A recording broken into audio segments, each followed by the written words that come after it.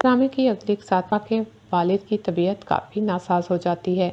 अचानक से उनकी हालत जब बिगड़ने लगती है तो रुबाब कहती है कि अब्बू का सही इलाज नहीं हो रहा। अब्बू का ना ही ठीक तरीके से देखभाल हो रही है। हम इन्हें अपने घर ले जाते हैं। वो अदील को इसलिए कहती है ताकि किसी न किसी तरह ये अपने प्यारों में से निकले और उसका ही गुलाम होकर रहे और उसी के पास रहे। इसलिए वो उसे अम्मी अब्बू को अपने साथ ले जाते हैं। हम अपने घर में उनकी ज़्यादा अच्छे से देखभाल कर सकेंगे और ज़्यादा अच्छे ख्याल रख। हम आखिर कब तक यहाँ बैठे रहेंगे? अदील कहता है, रुबाब मैं तुम्हें मजबूर नहीं करता। तुम्हारी अपनी एक ज़िंदगी है, एक अपना लाइफस्टाइल है। तुम अपने बिजनेस को और अपनी चीज़ों को कैसे छोड़ सकती हो? इसलिए मैं तुम्हें यहाँ नहीं रोकूंगा।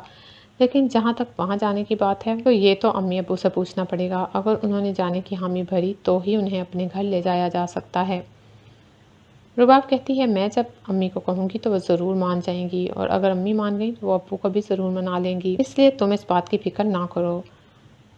अदील गौर से रुबाब को देखता है, सोचता है कि रुबाब को उन सब बारे में गलत सोचता रहा। आखिरकार रुबाब अपने सास ससुर को मनाकर अपने घर ले जाती है और वहाँ शिफ्ट करवा लेती है, जिस पर मुस्तफ़ा और शर्जीना एक बार फिर दिल बर्दाश्ता हो जाते हैं। इसी दौरान मुस्तफ़ा और शर्जीना के दरमियान सुलह हो जाती है और शर्जीना मुस्तफ़ा को यही बताती है कि वो उसका शोहर होने की हैसियत से उसे बहुत इज्जत देती है और उसके बारे में कोई ऐसी बात सोच भी नहीं सकती।